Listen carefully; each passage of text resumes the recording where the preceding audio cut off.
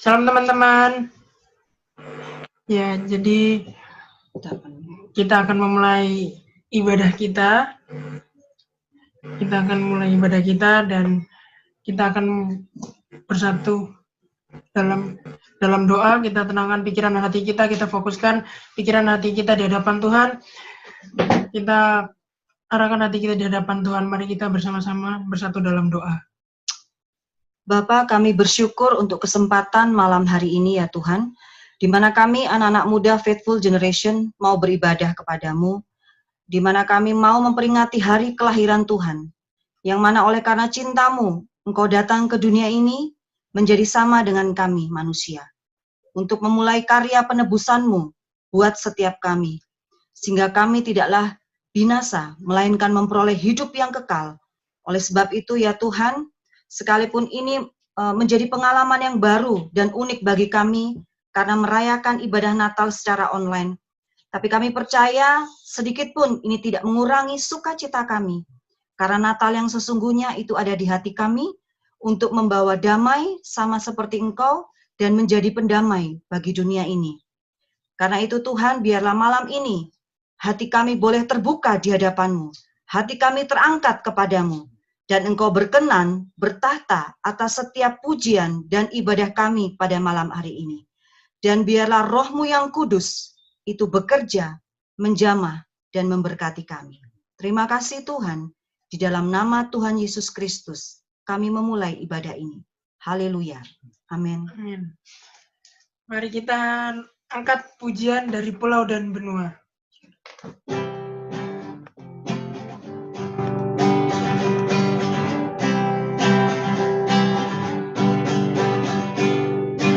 Dari pulau dan benua terdengar selalu terus lagu pujian semua bagi nama penebus. Gloria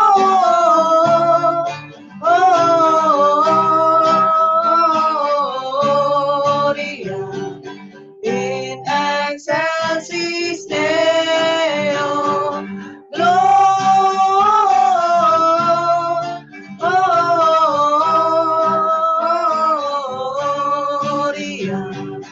in excelsis Deo.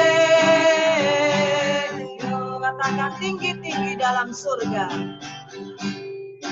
Tinggi-tinggi dalam surga, tentara Tuhan yang kudus, tak lelah menyanyi juga di hadapan penebus.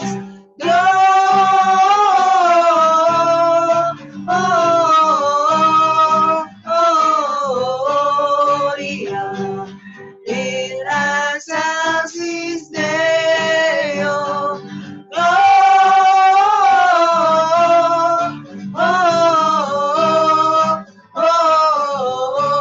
Gloria in excelsis Deo. Dari pulau dan benua, haleluya. Dari pulau dan benua terdengar selalu terus lagu pujian semua bagi nama penebus. Gloria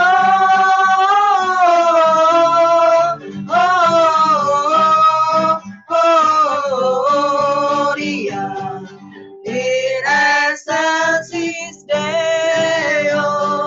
Gloria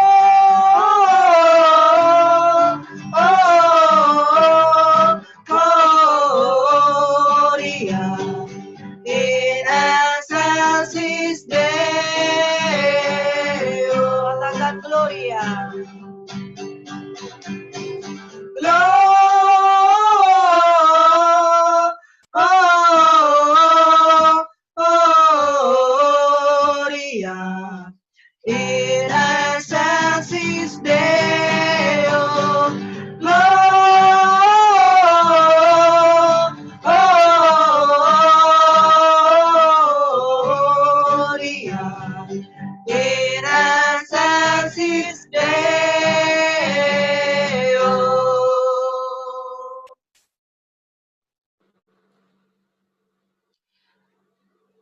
Tak ada waktu padanya, karena dia memanglah tak berwaktu. Namun dia yang tak berwaktu telah membatasi dirinya dalam kesunyian malam itu.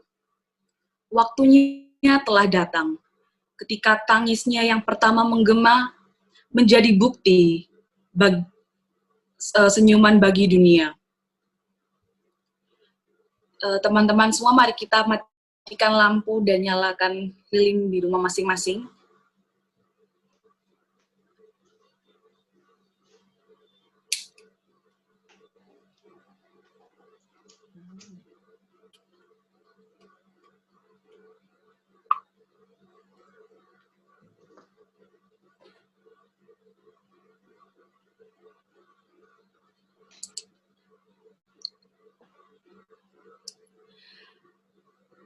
Damai di atas bumi, di antara orang yang berkenan kepadanya. Berkumandang di angkasa, di antara nyanyian beribu malaikat di sorga, damai Allah dan kesukaan sorgawi tiba, karena juru selamat telah lahir bagi dunia.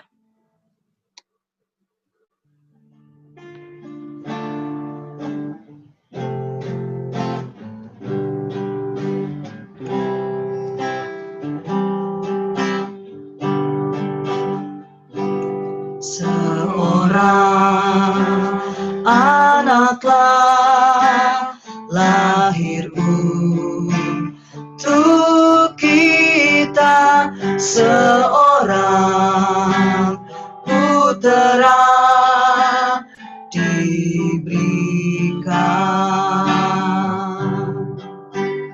lambang pemerintahan di atas bahunya, dan namanya pun disebut orang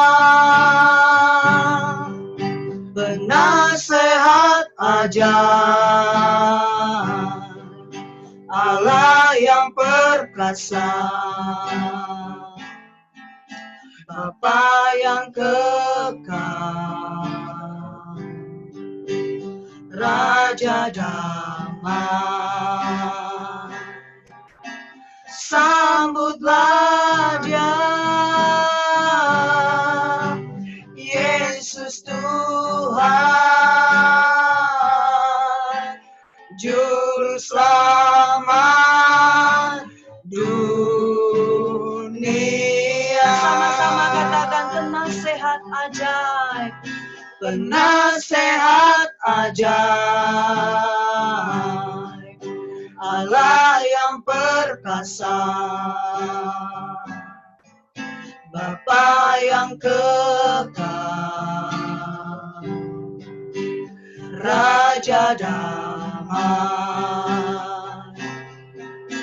Sambutlah Dia, Yesus Tuhan, Juru Selamat dunia. Sambutlah Dia, sambutlah Dia, Yesus Tuhan, Juru Selamat dunia. Juru Selamat dunia, Juru Selamat dunia. Sekali lagi, Juru Selamat dunia, Juru Selamat dunia.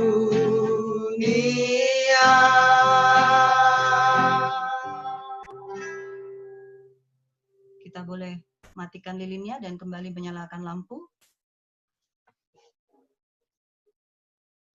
Kita persiapkan hati kita untuk masuk dalam perenungan firman Tuhan.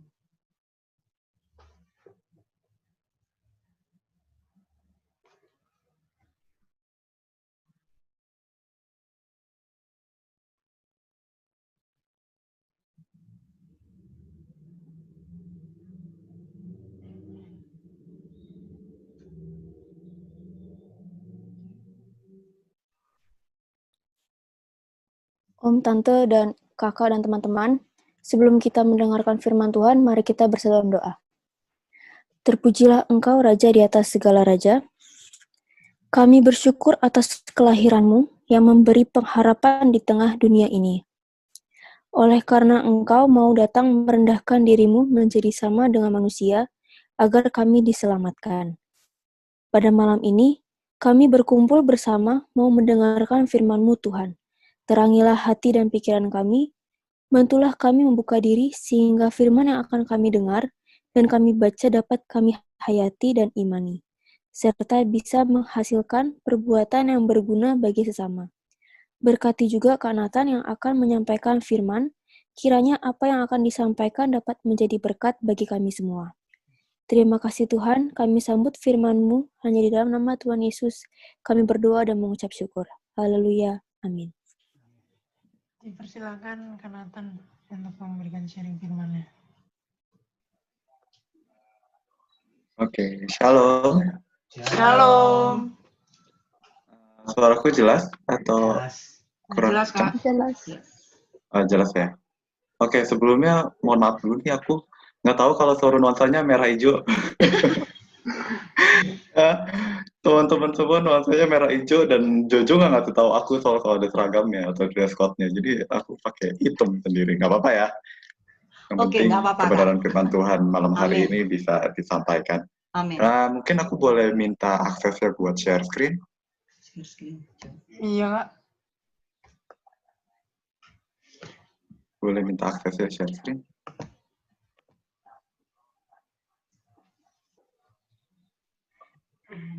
Oke, sambil nunggu, apa perlu perkenalan atau nggak perlu? Boleh Kak, silakan Boleh, Kak. Kak. Oh, boleh. Oke. Sekalian dibuka. Nah, ada gambarnya yang keluar. Oke. Keluar, Kak. Oke, ya perkenalkan nama aku. Mungkin enaknya pakai gue lo nggak apa-apa kali ya, biar kita semakin dekat. Oke, Oke, Kak. Kayak nama gue Nathan, teman-teman.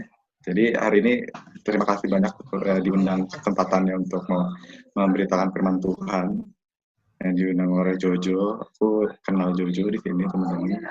Dan aku dari Nekvien Ciuburaya.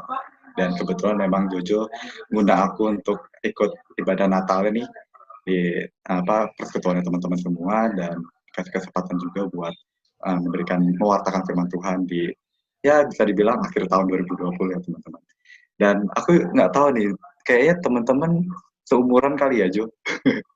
Atau ada yang lebih muda atau ada yang lebih tua. Jangan-jangan aku manggil kakak-kakak. Nah, sini kakak-kakak, bukan adik-adik atau gimana? Ada yang tua, ada yang Oke, berarti aku panggil semua rata aja kakak-kakak ya, berarti ya? Iya, Kak.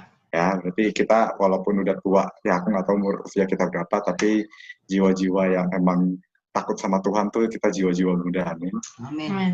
Oke, hari ini aku mau bawain tentang pesan Yesus dalam menghadapi masa akhir. Ya, memang Jojo minta tema aku untuk membawakan tema-tema Natal gitu ya. Cuma biasanya ya Natal yang kita tahu pasti ya tentang kelahiran Tuhan Yesus doang gitu istilahnya. Cuma di sini aku pengen turun dalam bahwa kita Natal itu ada di akhir tahun gitu. Dan aku juga pengen kasih sharing juga tentang firman Tuhan di mana akhir tahun mungkin kita bisa ibaratkan sebagai masa akhir kita di tahun ini gitu. Dan apa sih pesan Tuhan dalam menghadapi masa-masa akhir? Sebenarnya konteksnya aku di masa akhir ini bukan hanya sekedar masa akhir tahun, tapi kita juga percaya bahwa masa-masa ini masa-masa akhir di mana kalau kita percaya namanya Tuhan Yesus datang kedua kalinya, di mana Tuhan Yesus bakal mengangkat kita semua orang yang percaya untuk kita masuk dalam satu kerajaan surga, teman-teman. Nah, selama nanti aku sharing firman Tuhan, teman-teman, ini juga biasa aku terapin juga di persekutuannya aku. Jadi aku nggak mau nih cuma aku doang yang cuap-cuap ngomong di depan teman-teman gitu ya.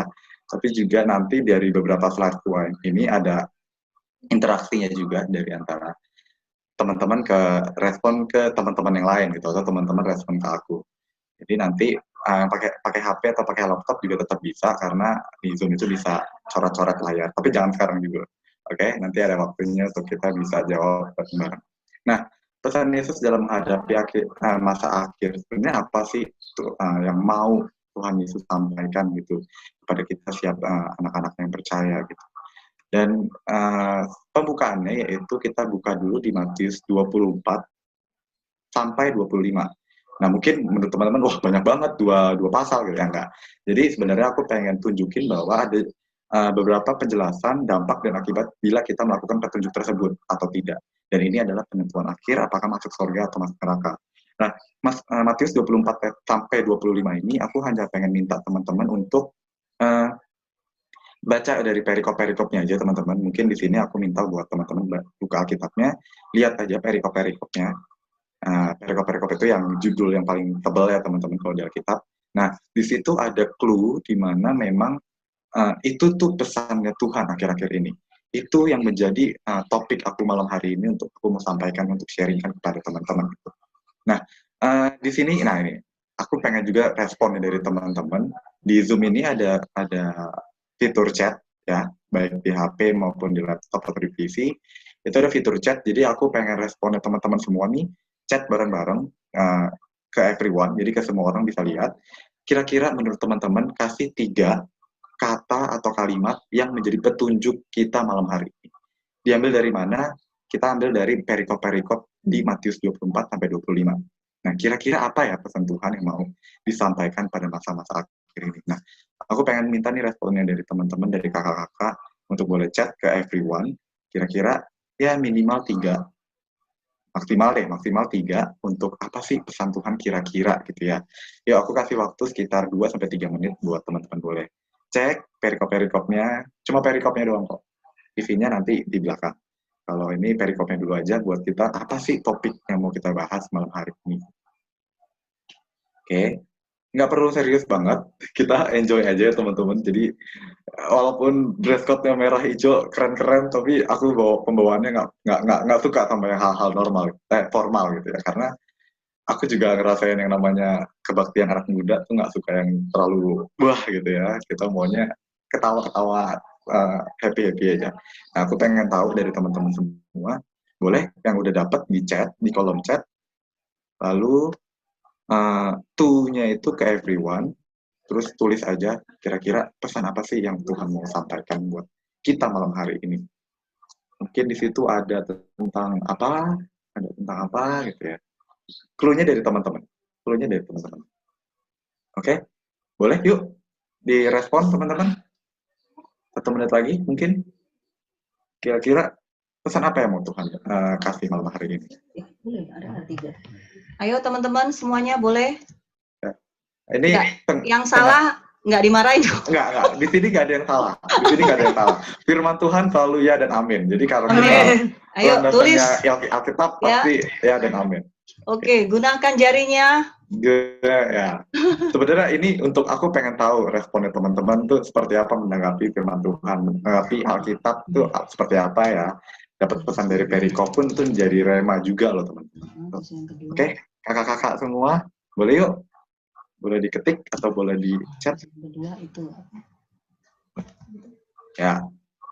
Fokus pada hal rohani, bukan jasmani. Oke. Berarti kita dituntut untuk nggak lagi mengenai tentang daging kita, tapi mengenai roh kita gitu ya. Oke, terima kasih. Faithful nih, Jojo ya. Oke. Ada lagi mungkin, ayo teman-teman boleh direspon. Berjaga-jaga, oke. Berjaga-jaga, betul. Ada perikop yang memang kita mengharuskan untuk, atau ada perikop yang memang menganalogikan suatu hal yang untuk berjaga-jaga.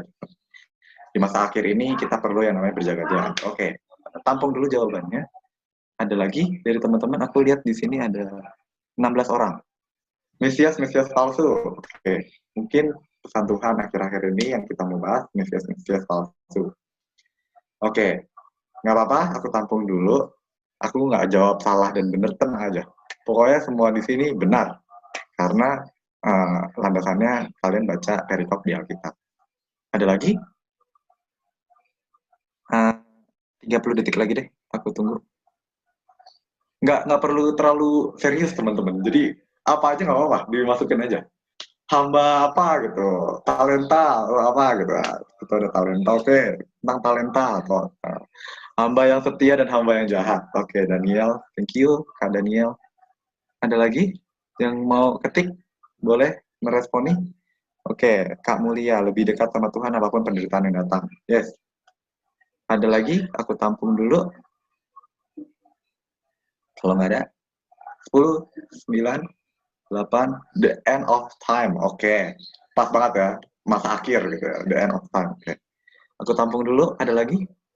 5, 4, 3, 2, 1. Oke, aku tutup ya. Terima kasih buat semua teman-teman responnya. Dan aku berharap juga kita mau bahas apa nih ya, pesan Tuhan dari masa akhir ini. Dan ternyata ada satu yang pas banget sama topiknya aku malam hari ini. Kita lihat ya, sebenarnya dari perikop yang aku kasih itu sebenarnya apa sih yang mau jadi topik aku malam hari ini. Menurutku semua jawaban betul. Karena apa yang ada di Alkitab itu semua betul. Dan emang itu pesan juga buat kita semua gitu teman-teman. Dan itu rema juga buat kita semua gitu. Apa yang kalian dapat dari Alkitab, itulah rema buat teman-teman semua. Tapi untuk malam hari ini fokusnya aku ke satu hal, yaitu thank you buat Daniel, Kak Daniel, yaitu hamba yang setia. Jadi di situ ada perumpamaan tentang hamba yang setia dan hamba yang jahat. Dan ada juga hamba yang perumpamaan tentang talenta. Nah, itu juga membicarakan tentang perumpamaan hamba yang setia. Nah, jadi malam hari ini aku mau bahas topiknya tentang hamba yang setia, faithful, loyal, atau observant, gitu ya, observant. Di mana di dalam Matius 24 sampai 25 ini dari perikop-perikop yang ada 2 judul perikop yang tadi aku sebutin ya. Ada hamba yang setia dan hamba yang jahat, dan juga perumpamaan tentang talenta. Nah, ada upah bagi mereka yang setia, yaitu masuk surga, teman-teman. Kata setia adalah kata kunci dalam kedua perumpamaan ini. Nah, lalu arti kata setia itu, teman-teman, dari topik aku malam hari ini, ada 3 hal, teman-teman, yaitu arti kata setia itu juga ada ada sangkut pautnya dengan apa yang harus kita lakukan, apa yang harus kita miliki, apa yang harus kita perbuat. Lalu yang kedua itu apa dampak dari arti kata setia, teman-teman. Nah, jadi dari itu semua aku bungkus jadi arti kata setia. Arti kata setia yaitu yang pertama, memiliki iman yang teguh. Jadi kita ada sesuatu usaha atau ada tindakan, yaitu kita perlu yang namanya iman yang teguh. Lalu yang kedua itu dampak. Yang kedua dan ketiga itu dampak. Dampak dari kata setia. Setia berdampak untuk kita layak dipercaya, setia juga berdampak untuk kita dapat diandalkan. Oke, dari 3 ini kita akan breakdown lagi, teman-teman, apa itu memiliki iman yang teguh, apa itu layak dipercaya, dan apa itu yang namanya dapat diandalkan. Lalu kita lihat dulu yang pertama, memiliki iman yang teguh. Oke, memiliki iman yang teguh. Perbuatan setia, kita konteksnya di sini yaitu karakter, sifat, atau perilaku kita, perbuatan setia, ternyata selalu dihubungkan dengan iman yang teguh dan penuh iman, teman-teman. Nah, kalau kita lihat nih, teman-teman, memiliki iman yang teguh. Di Yakobus 2 ayat 17 dikatakan bahwa demikian juga halnya dengan iman. Jika iman itu tidak disertai perbuatan, maka iman itu pada hakikatnya adalah mati. Dalam hal ini, Alkitab hendak mengatakan bahwa setia, fokus kita adalah setia. Bahwa setia menjadi bentuk perbuatan yang membuktikan dan menghidupkan sebuah iman yang tidak biasa, iman yang teguh, dan penuh iman. Jadi, kata setia itu menjadi bentuk perbuatan, ya, untuk kita membuktikan dan menghidupkan bahwa dalam hati kita, dalam diri kita, ada iman yang tidak biasa, yaitu iman yang teguh dan penuh iman.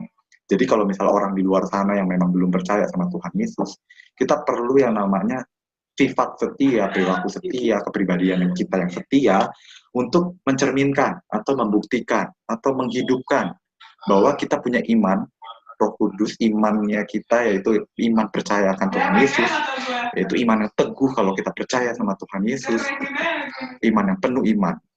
penuh dengan iman, teman-teman. Jadi kata setia ini sebenarnya untuk perilaku kita membuktikan, menyatakan, oke, aku setia pada hal-hal kecil karena aku percaya sama Tuhan.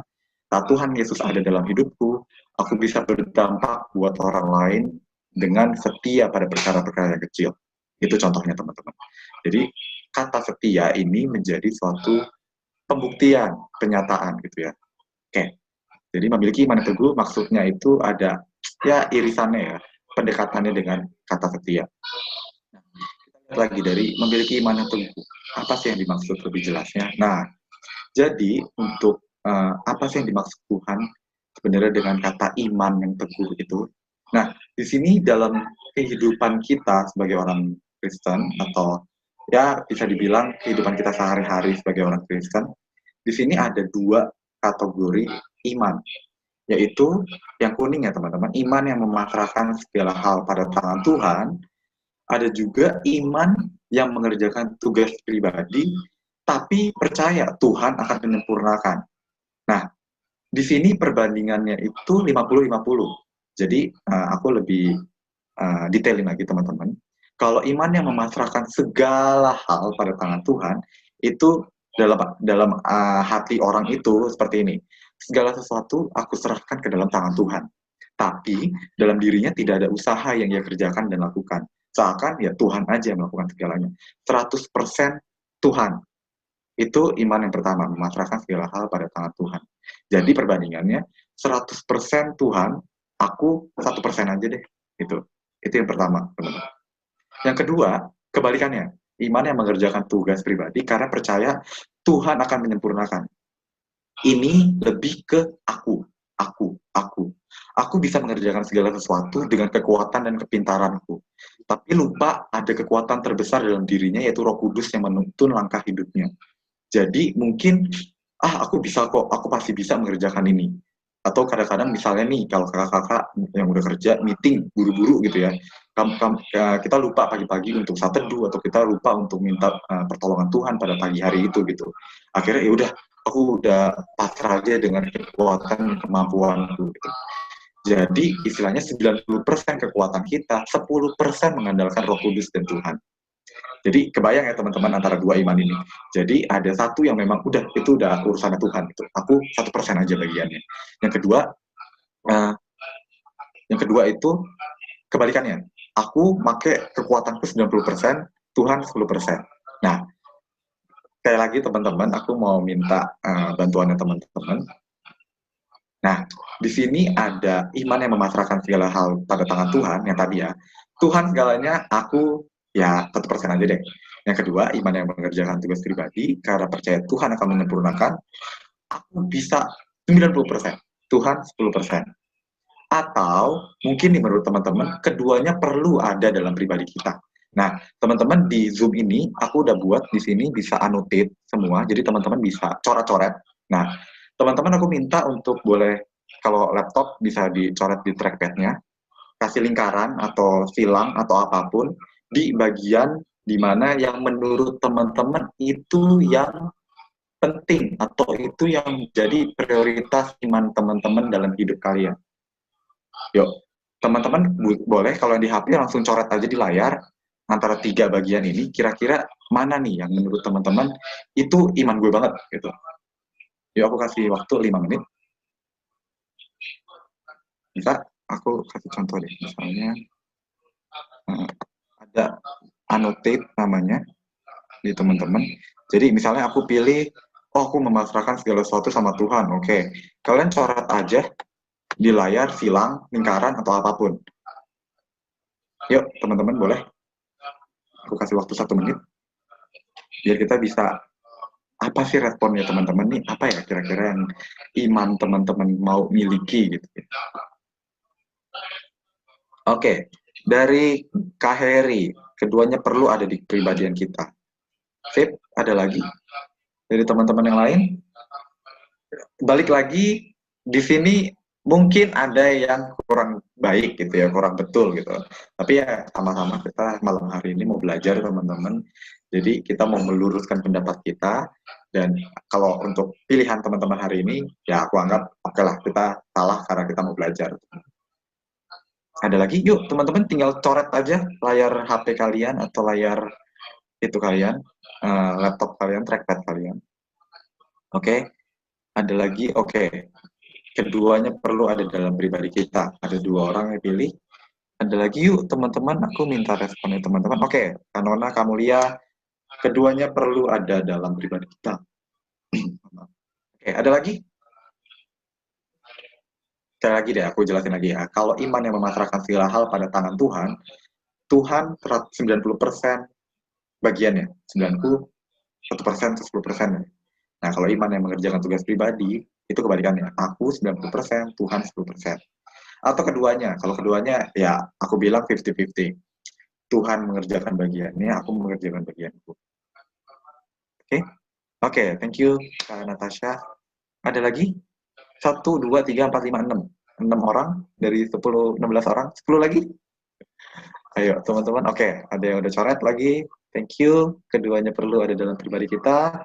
Oke, thank you, Kak Marina. Iman yang memasrahkan segala hal pada tangan Tuhan. Ada lagi? Aku kasih waktu 10 detik. 10, 9, 8, 7, 6, 5, 4, 3, 2, 1. Oke, aku kunci jawabannya ya. Oke, thank you, Kak Maya, di waktu-waktu terakhir. Oke, aku kunci. Jadi, sebagian dari kita menjawab keduanya perlu ada dalam pribadi kita. Lalu, ya, enggak setengah juga sih, 3/4-nya, kalau enggak lah. 4/5-nya. 4/5-nya iman yang memasrahkan segala hal pada tangan Tuhan. Oke, kita lihat ya jawaban yang benar apa. Yang salah jangan berkecil hati, yang benar juga jangan terlalu meninggikan hati. Oke? Ya, aku hapus dulu sebentar. Oke, kita lihat apa sih yang mau Tuhan sampaikan, apa sih yang menurut Tuhan itu benar gitu ya. Oke, jadi teman-teman, kesetiaan yang dimaksud Tuhan Yesus dengan kata iman, yaitu kesetiaan menjadi sebuah kesetiaan menjadi sebuah bentuk keseimbangan antara kita pasrah sama Tuhan Yesus, tapi kita juga punya tanggung jawab pribadi yang didedikasikan kepada Tuhan. Jadi jawaban yang benar adalah keduanya perlu ada dalam pribadi kita. Oke?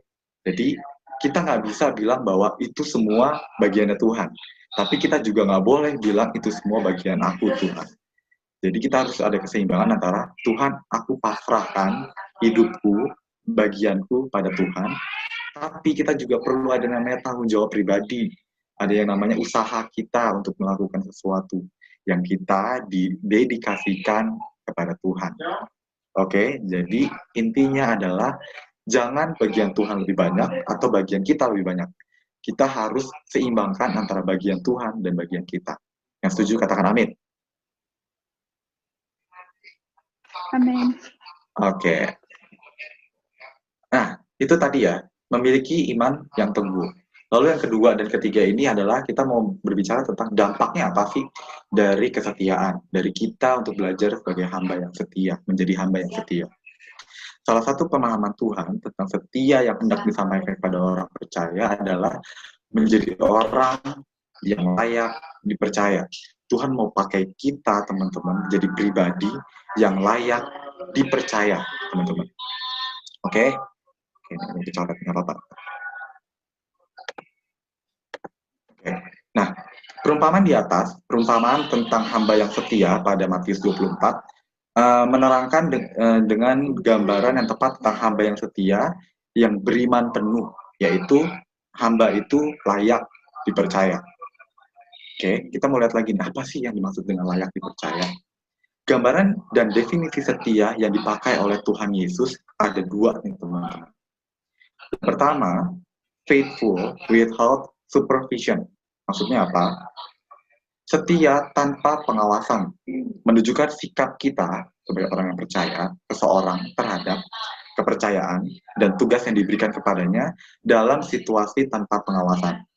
Yang kedua, yaitu faithful to the end. Maksudnya kita setia sampai akhir, mendapati hamba-hambanya dan sedang mengerjakan tugasnya pada saat yang dijumpainya. Nah, aku bakal analogikan ini ke kehidupan kita di dunia dan kehidupan kita di rohani ya, kehidupan rohani kita. Mungkin kehidupan dunia kita, aku anggap kakak-kakak semua udah kerja, udah kuliah ya teman-teman. Mungkin yang namanya menunjukkan kita setia tanpa pengawasan dan setia untuk mengerjakan tugas sampai akhir. Misalnya kalau kita di kantor gitu ya, atau di kuliah gitu ya, misalnya nggak ada dosen atau nggak ada atasan kita dikasih tugas, apakah kita bakal setia mengerjakan tugas itu tanpa diawasi oleh dosen atau mungkin atasan kita, dan kita mau mengerjakan itu sampai tuntas gitu. Itu mungkin analogi atau perumpamaan di kehidupan kita di dunia. Kehidupan rohani kita, apakah kita mau berbuat baik atau melayani sesama kita?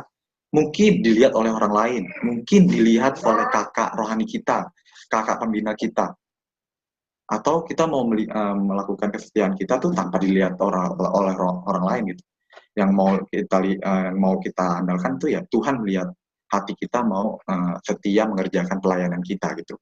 Dan mengerjakan pelayanan kita sampai akhir, mengerjakan tugas kita, bagian kita, tanggung jawab yang Tuhan Yesus berikan pada hidup kita sampai akhir.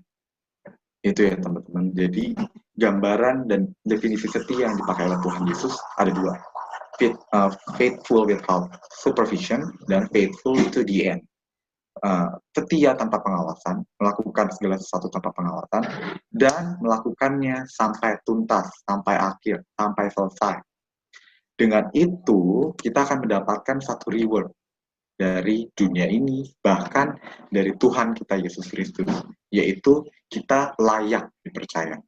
Dengan layak dipercaya, bahkan dari orang-orang di dunia ini, atau dengan Tuhan kita, Tuhan Yesus Kristus sendiri, kita tuh punya kualitas hidup yang meningkat gitu teman.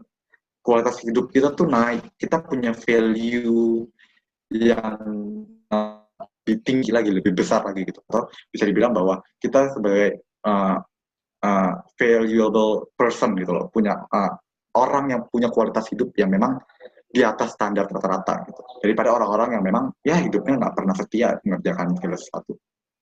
Apa sih kualitas hidup yang kita dapatkan gitu? Yang pertama yaitu integritas. Yang kedua loyalitas pada pemimpin, loyalitas pada tanggung jawab. Terus yang selanjutnya ketekunan, produktivitas, serta ini sih yang aku paling seneng ya dari apa sih dampaknya gitu loh, dari kita setia sampai akhirnya kita layak dipercaya dan kita punya mindset atau paradigma bahwa akhirnya gue bekerja bukan hanya untuk penilaian manusia, tapi gue mau goal gue adalah gue selesai menghadapi perkara-perkara atau tanggung jawab yang Tuhan Yesus berikan pada gue. Integritas itu artinya bahwa gue punya kekuasaan atau bukan kekuasaan lebih kasar. Gue punya otoritas dalam melakukan segala sesuatu. Karena gue setia pada hal-hal perkara-perkara yang kecil, jadi gue dipercayakan lebih tinggi lagi. Gue diberikan otoritas yang lebih tinggi lagi. Itu artinya integritas pada diri kita. Lalu yang kedua, loyalitas. Dan loyalitas pun kita dapat dua, yaitu loyalitas pada pemimpin dan loyalitas pada tanggung jawab. Kita bakal setia pada pemimpin kita. Pemimpin kita di gereja, pemimpin kita di kantor, pemimpin kita di rumah, teman-teman. Bahwa kita punya paradigma atau cara pandang kita setia pada pemimpin kita. Serta kita setia pada tanggung jawab. Karena kita percaya kita mengerjakan segala sesuatu. Karena kita mau mengerjakannya bersama-sama dengan Tuhan, akhirnya kita punya kesetiaan yang lebih pada tanggung jawab dengan apa yang kita kerjakan, teman-teman. Ketekunan ya tekun dalam melakukan segala hal. Produktivitas, kita menjadi orang yang memang menjadi orang yang produktif, menjadi anak-anak muda atau menjadi orang yang punya pekerjaan atau punya kegiatan yang memang menonjolkan kualitas hidup kita. Lalu itu yang terakhir tadi aku bilang bahwa kita nggak lagi memikirkan penilaian manusia, tapi kita sebagai orang-orang yang percaya, kita dinilai oleh Tuhan bahwa kita anak-anaknya yang bakal dikasih kepercayaan yang lebih lagi, dikasih perkara-perkara yang lebih dahsyat lagi. Amin. Oke, lanjut. Nah, tadi layak dipercaya. Saat kita melakukan kesetiaan, berdampak pada layak dipercaya. Dari layak dipercaya kita mendapatkan kualitas hidup kita, mengubah mindset atau paradigma kita. Lalu, dari kita belajar menjadi hamba yang setia, impact-nya adalah kita bisa diandalkan. Ya, tadi itu lagi kan ada berkesenambungan. Saat kita layak dipercaya, akhirnya kita mendapat kita diandalkan untuk melakukan perkara-perkara yang lebih besar lagi, teman-teman. Bukan hanya berbicara tentang loyalitas kerja tanpa pengawasan, tetapi juga berbicara kemauan dan upaya untuk mengembangkan, sama-sama katakan mengembangkan apa yang dipercayakan. Dalam hal ini adalah talenta yang telah dititipkan. Nah, seperti tadi perikop yang dari Matius 24 dan 25, tapi khususnya pada Matius 25, ada perumpamaan tentang talenta, di mana ada hamba-hamba yang diberikan talenta oleh tuannya. Nah, tapi dari poin yang aku mau sampaikan dari poin dapat diandalkan ini adalah kita bisa diandalkan karena orang lain atau karena Tuhan melihat kita mengembangkan apa yang dipercayakan. Kita mengembangkan apa yang telah kita terima. Oke.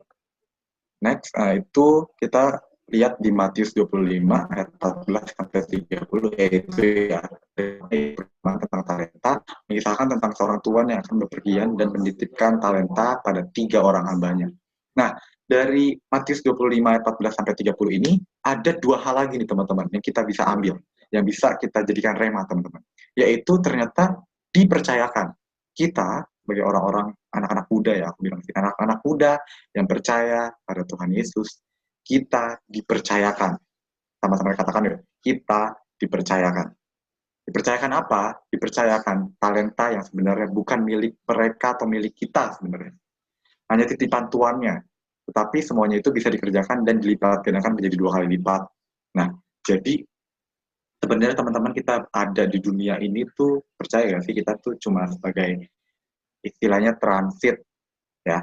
Kita tuh tujuan kita, goal kita itu bukan hidup selamanya di dunia ini teman-teman, tapi goal kita adalah hidup dan masuk ke dalam kerajaan surga dan hidup selama-lamanya, kekal. Sehingga talenta yang kita miliki di dunia ini, apa yang kita dapatkan di dunia ini, itu bukan milik kita sebenarnya, tapi emang Tuhan yang memberikan kepada kita. Sehingga kita perlu mengembangkannya, kita perlu melipat gandakannya. Yang pasti tujuannya juga tetap untuk memuliakan nama Tuhan. Itu ya teman-teman, yang pertama, dipercayakan. Lalu yang kedua, proses bukan hanya hasil. Mementingkan proses bukan hanya hasil. Tuhan Yesus dalam perumpamaannya menegaskan bahwa ia tidak mempermasalahkan hasil akhir, teman-teman. Entah 10 atau 4 yang didapatkan atau yang dilipat gandakan, yang hasilnya, teman-teman. Tapi melihat kesetiaan seorang hamba untuk dapat diandalkan tuannya. Jadi Tuhan Yesus cuma mau melihat, oke, ternyata anakku ini setia ya untuk mengembangkan talentanya, untuk mengembangkan imannya, untuk mengembangkan kapasitas hatinya untuk Tuhan, untuk Roh Kudus masuk dalam hatinya gitu. Bukan hasilnya, teman-teman. Jadi mungkin ya, ini Tuhan melihat bahwa oh, ternyata si A ini orangnya pelayanannya bagus nih, orang melihat ya. Oh, si A ini pelayanannya luar biasa nih ke bangsa-bangsa mungkin ya, atau wah ini bisa menjangkau anak-anak muda nih gitu ya. Tapi kita nggak tahu Tuhan melihat apa, yang dilihat Tuhan tuh seperti apa. Mungkin orang melihat hasilnya, tapi pas Tuhan lihat prosesnya, dia nggak mengembangkan apa-apa gitu. Dia nggak bisa mengembangkan kapasitas hatinya untuk Tuhan bilang aku mau lebih lagi untuk kamu, aku mau lebih lagi untuk kamu, tapi orang ini mengabaikan gitu. Nah, jadi sebenarnya Tuhan mau memikirkan bahwa ada proses di balik hasil, itu istilahnya. Jadi Tuhan mau melihat bahwa Tuhan nggak mempermasalahkan hasil akhir, tapi Tuhan melihat kesetiaan kita, ya, kita seorang hamba untuk dapat diandalkan olehnya. Oke, teman-teman, ada 2 ya, dipercayakan dan bukan hanya proses, bukan hanya hasil, tapi juga proses. Oke, lanjut. Nah, Allah mau supaya kita hidup di dalamnya. Sebagai orang percaya, dalam kitab Efesus 2 ayat 10 menuliskan bahwa kita dipersiapkan untuk melakukan pekerjaan baik yang dipersiapkan Allah sebelumnya. Tuhan sebagai Tuan atas hamba-hambanya meletakkan talenta dalam hidup orang percaya. Oke? Jadi apa sih yang Allah mau dalam hidup kita nih teman-teman?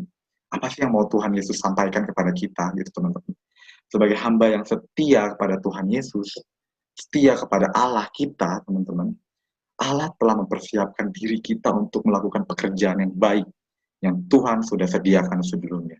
Jadi sebenarnya itu lagi ya, balik lagi teman-teman. Kita tuh cuma transit di dunia ini, bahwa ada goal-nya yang Tuhan sudah persiapkan untuk diri kita. Tuhan sebagai Tuhan ya sebagai Tuhan, dan kita hamba-hambanya yang Tuhan meletakkan talentanya kepada kita dalam hidup orang percaya. Mungkin kata talenta di sini banyak makna ya teman-teman. Kalau kita bahasa di masyarakat umum, talenta itu sebagai kemampuan, keahlian, hobi yang kita kembangkan gitu ya teman-teman. Tapi kalau di Alkitab, talenta itu sebagai satuan, sebuah satuan di mana mungkin mirip kayak kilogram, gram gitu ya istilahnya di Alkitab. Jadi kalau di Alkitab di sini, talenta ini berbicara tentang kapasitas, tentang ruang, tentang sesuatu yang memang perlu bisa untuk diperbesar gitu. Nah, jadi intinya Tuhan memberikan kalian tuh ada satu ruang yang bisa diperluas, yang bisa diperbesar kapasitasnya. Jadi Allah mau supaya kita hidup di dalamnya, sehingga Roh Kudus memperluas kapasitas hati kita. Dengan cara apa? Yaitu pesan Tuhan, menjadi hamba yang setia. Oke, teman-teman, lanjut. Nah, ini last but not least, upah dari kesetiaan, teman-teman. Tuhan yang akan menyempurnakan hasil kerja seorang yang beriman penuh padanya. So, lihat kan, karena kita nggak mikirin hasil, kita mikir proses. Sehingga saat kita mikir proses dan kita percaya bahwa Tuhan juga ikut berkontribusi pada proses kita, Tuhan juga ikut menyempurnakan hasil kerja seseorang, hasil kerja kita yang beriman penuh padanya. Lalu yang kedua, kesetiaan diharapkan muncul sebagai karakter sebagai orang yang percaya untuk menerima upah yang dijanjikan, yaitu masuk dalam kebahagiaan Tuhan kita, Tuhan Yesus, Allah kita di sorga, dan memerintah bersama Dia. Sehingga kita dari yang setia pada perkara-perkara yang kecil diberikan kepercayaan perkara-perkara yang besar. Oke. Di Roma 8 ayat 28, teman-teman, dikatakan bahwa kita tahu sekarang bahwa Allah turut bekerja dalam segala sesuatu untuk mendatangkan kebaikan.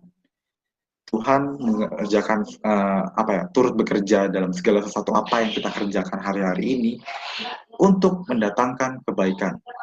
Nggak ada untuk mendatangkan malapetaka, kecelakaan. Tuhan Yesus Allah kita nggak pernah merancangkan itu. Bagi mereka yang mengasihi Dia, yaitu bagi mereka yang terpanggil sesuai dengan rencana Allah. Jadi intinya teman-teman, kita tetap menjadi hamba yang setia di hadapan Tuhan, kita percaya sama Tuhan Yesus, kita terus mengasihi Tuhan Yesus, bahwa kita percaya bahwa hidup kita, udah, apa yang menjadi bagian kita kerjakan. Kalau memang kita udah kesulitan dengan apa yang menjadi bagian kita minta pertolongan Tuhan Yesus, bahwa Tuhan turut bekerja dalam segala sesuatu. Dan menurut aku pribadi, memang Tuhan ini luar biasa banget teman-teman. Karena dari karakter kesetiaan, dampaknya tuh besar. Dari dampak sebagai kita pribadi, kapasitas kita diperbesar, dampak kita ke orang lain, sehingga orang melihat kita bisa dipercaya, bisa diandalkan, hanya dengan karakter kita hamba yang setia. Dan di sini bukan cuma karakter setia, tapi pesan Tuhan hamba yang setia, di mana kata hamba, kita sebagai hamba dan kita perlu Tuhan. Berarti Tuhan kita, Tuhan Yesus, Allah kita sendiri.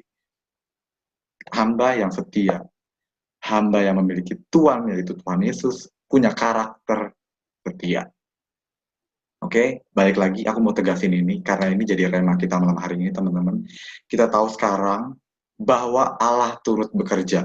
Mungkin hari-hari ini aku nggak tahu kehidupan teman-teman, kehidupan kakak-kakak, kehidupan pekerjaan kakak, karir kakak, atau apapun itu, bahwa mungkin ada masalah, atau mungkin ada kesulitan, problem, atau apapun, tapi yang pasti aku mau kasih tahu, kita tahu sekarang kita ganti deh malam ini.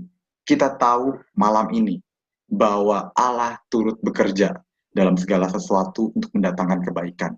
Mungkin hari-hari ini kita lihat secara pendek, waktu singkat ini, aduh Tuhan hari ini kenapa aku begini, aduh Tuhan kenapa aku begini, kenapa ada masalah yang timbul hari-hari ini.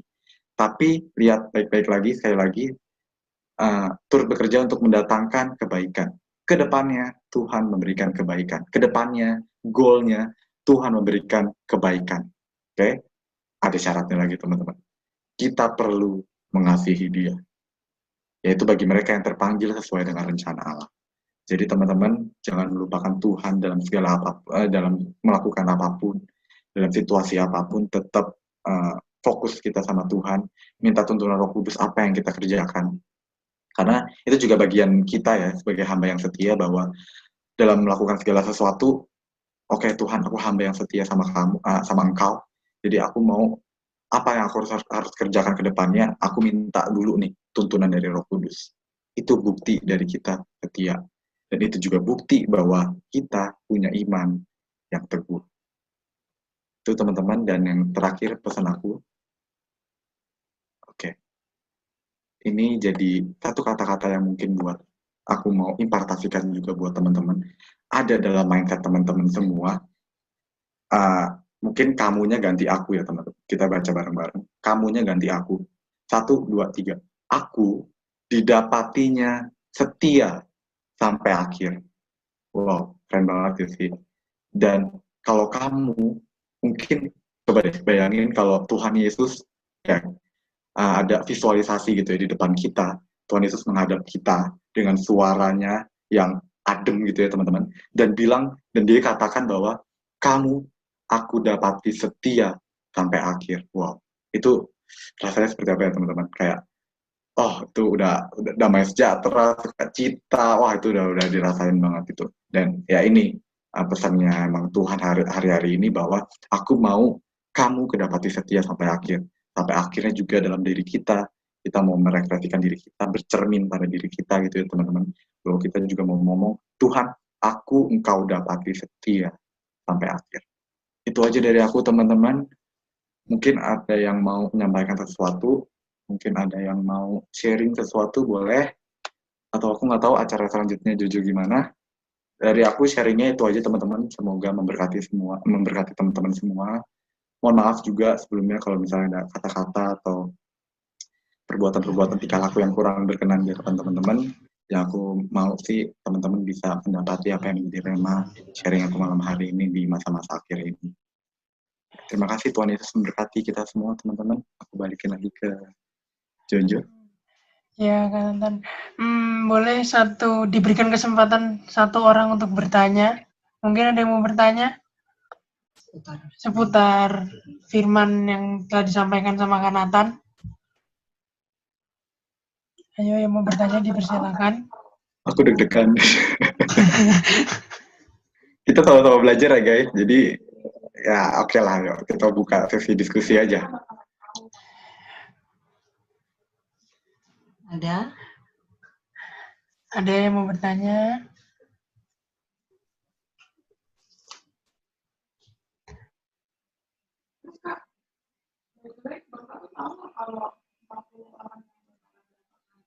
Atau aku boleh tahu dulu, ada yang usianya, yang ngomong usia dia, ada yang udah karir bekerja?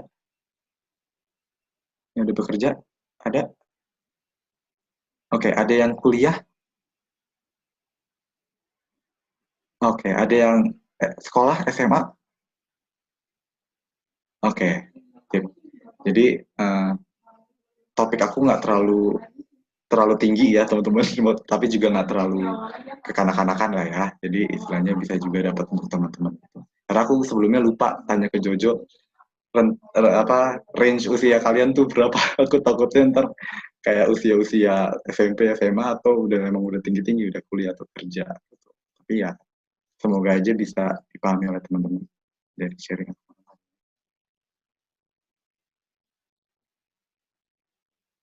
Iya, kalau nggak ada yang bertanya, sebelumnya terima kasih buat Kak Nathan udah menyampaikan sharing firman-nya.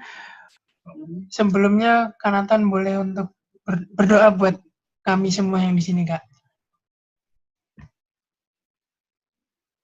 Kenapa Jo? Sorry, putus-putus.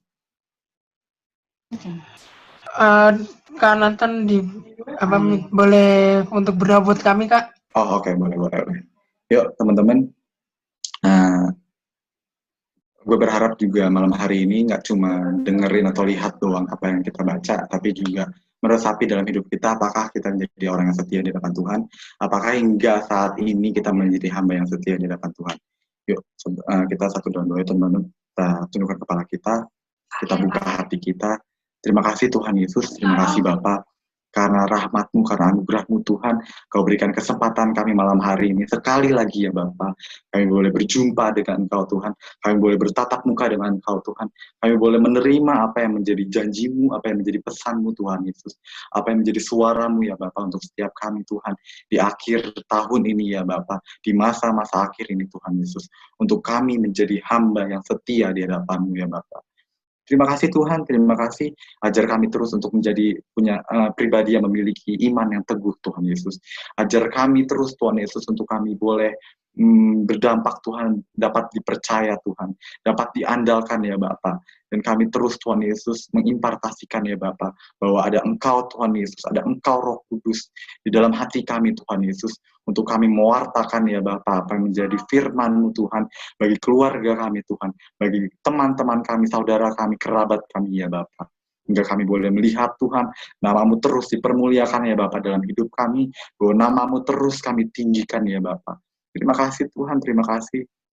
Dan juga Tuhan Yesus ajar kami ya Bapa, untuk kami mau terus Tuhan Yesus berserah kepadamu ya Bapa, tapi kami juga tidak lupa ya Bapa akan apa yang menjadi tanggung jawab kami Tuhan, apa yang menjadi usaha kami ya Bapa, yang kami dedikasikan ya Bapa kepada Engkau Tuhan Yesus.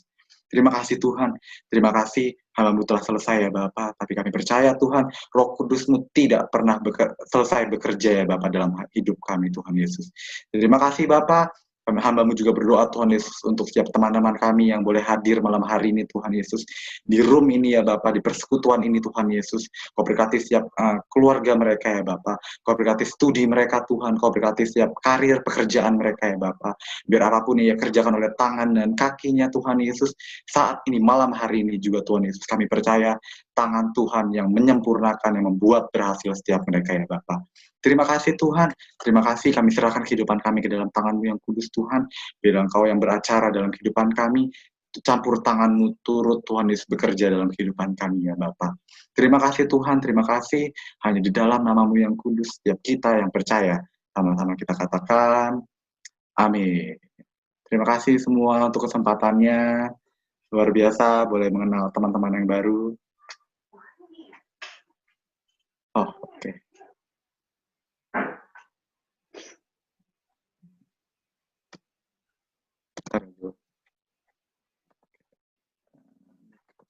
Lanjut.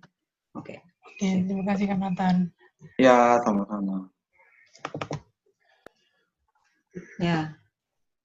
Ya, puji Tuhan teman-teman, kita mengucap syukur untuk firman yang sudah disampaikan oleh Kak Nathan. Sekali lagi saya mengucapkan terima kasih buat Kak Nathan. Nah, kita sama-sama diberkati ya, tetap semangat, tetap setia. Ya, selayaknya kita mau mengucap syukur, kita sambut firman Tuhan dengan pujian I Am Here.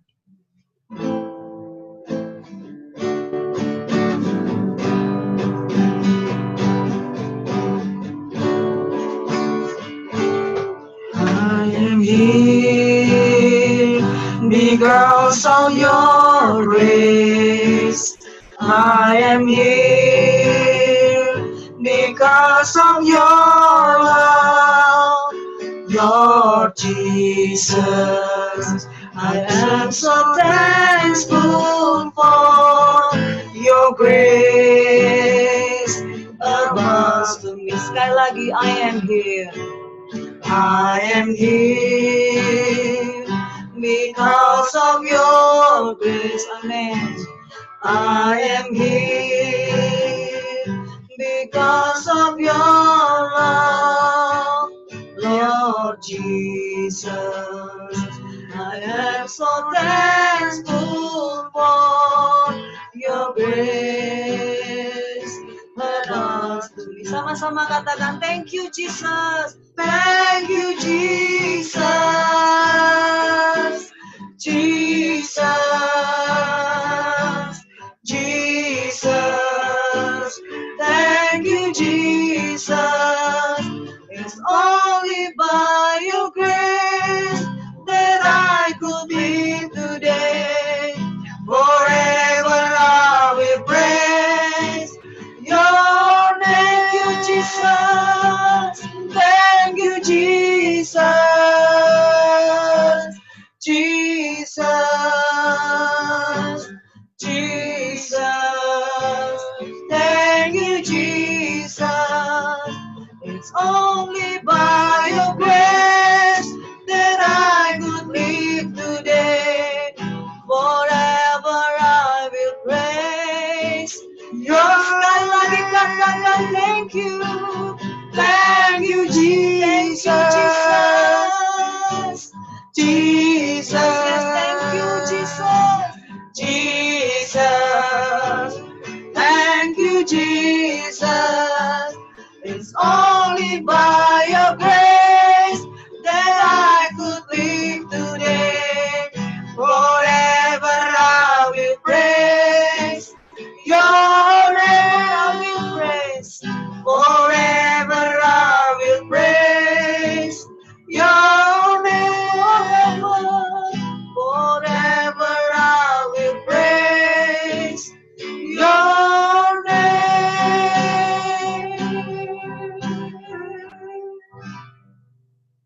Teman-teman, mari kita bersatu dalam doa.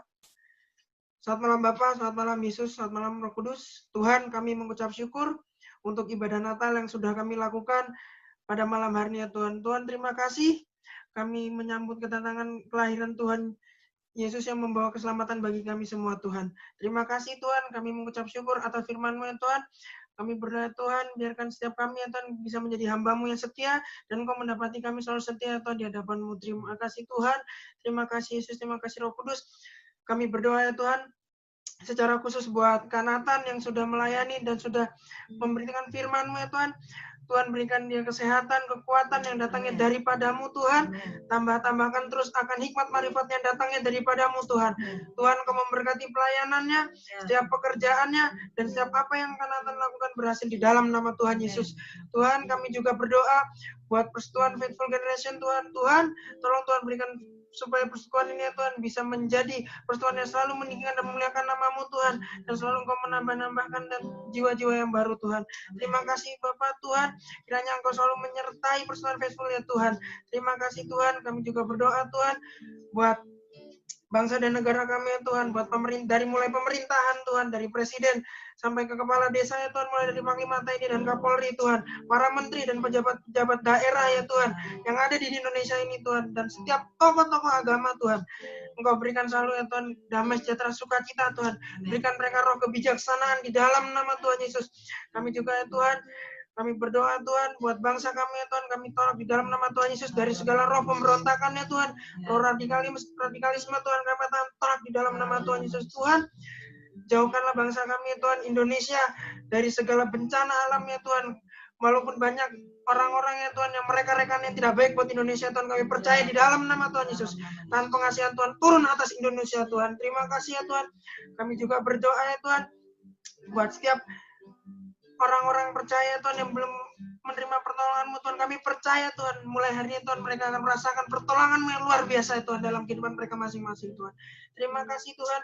Kami juga berdoa Tuhan buat pandemi COVID-19 ya Tuhan yang sedang melanda Indonesia Tuhan. Tuhan tolong, kami percaya di dalam nama Tuhan Yesus COVID-19 sudah selesai. Dan kami percaya di awal tahun ya Tuhan, kami akan menerima tahun yang baru, dan kami akan menerima urapan yang baru yang datang daripada-Mu Tuhan. Dan kami percaya bahwa COVID-19 sudah selesai Tuhan. Terima kasih ya Tuhan. Kami juga berdoa buat para tim medis kesehatan ya Tuhan yang menangani COVID-19 ya Tuhan, dari mulai dokter, suster, dan relawan-relawan COVID-19 ya Tuhan. Tuhan, Kau berikan mereka kesehatan, kekuatan yang datang daripada-Mu ya Tuhan. Kekuatan double portion ya Tuhan, biarkan mereka selalu ya Tuhan bisa merawat setiap pasiennya Tuhan. Terima kasih Tuhan, dan kami juga berdoa Tuhan buat setiap pasien COVID-19 ya Tuhan, Kau berikan mereka damai sejahtera sukacita yang datang daripada-Mu ya Tuhan, dan biarkan ya Tuhan mereka yang belum mengenal Engkau Tuhan, melalui peristiwa ini mereka bisa bertemu dengan Engkau pribadi lepas pribadi Tuhan. Dan kami percaya Tuhan, hari-hari ini ya Tuhan, bahwa setiap jiwa-jiwa yang haus akan kekuatan, haus dan lapar ya Tuhan akan datang kepadamu Tuhan. Terima kasih ya Tuhan, dan kami percaya bahwa setiap kami yang ada di sini dan semua orang ya Tuhan yang percaya kepadamu Tuhan akan menerima mujizat ya Tuhan. Di dalam nama Tuhan Yesus kami telah berdoa. Haleluya. Amin. Amin. Ya. Sekali lagi dengan siapa? Oh ya, Kak Nathan. Ya, Kak Nathan, terima kasih sekali lagi. Perkenalkan, saya dengan Kak Tineke. Saya pembina di persekutuan ini bersama suami saya ada di belakang. Kemudian di sini juga ada Kak Theo dan Novi sebagai pengurus. Terima kasih sekali lagi untuk kesediaan Kak Nathan untuk menjadi perpanjangan tangan Tuhan di persekutuan kami. Kami merasa sangat diberkati. Kiranya Tuhan Yesus berkati Kak Nathan. Ya, terima kasih juga semua. Kesempatan yang luar biasa. Amin. Ya, jangan kapok ya Kak ya. Enggak. Tenang dapat teman-teman baru. Amin. Baru. Ya, thank you. Kemudian untuk pengumuman yang kedua, hari ini adalah ibadah persekutuan kita yang terakhir di bulan ini ya, teman-teman ya. Jadi kita sudah mulai libur, tapi nanti kita ketemu lagi di tanggal 29 Desember untuk ibadah tutup tahun. Kita gabung bersama Faithful Umum ya. Tanggal 29 jam 8 malam di link yang sama. Ya, kita sama-sama hadir untuk kita doa sama-sama untuk ibadah tutup tahun. Ya, kita ketemu lagi nanti, kita sharing di grup lagi. Ya, sekali lagi Kak Tineke mengucapkan terima kasih untuk kehadiran teman-teman semuanya yang bersedia join untuk pada malam hari ini. Kita percaya sukacita Natal meskipun online tidak mengurangi kita semua ya untuk tetap semangat untuk memaknai arti Natal sebenarnya yang tadi sudah disampaikan oleh Kak Nathan. Tetap setia sampai garis finish. Yes. Amin ya. Ya, semangat kan udah pakai baju merah-merah nih. Berarti semangat semuanya. Ya. Oke, thank you. Mungkin sampai di sini ibadah kita. Sampai ketemu tanggal 29 Desember ya. Terima kasih Nona Bani, Kak Fabio, Trine, Kak Nathan juga, Kak Daniel, Handriana, Kak Echa, Natasha, Kak Theo, Maya, Rambudiana, Novi, Marlina, dan Michelle. Tuhan Yesus memberkati. Selamat Natal. Selamat Natal. Natal. Telepon itu dia. Minta nomor rekening.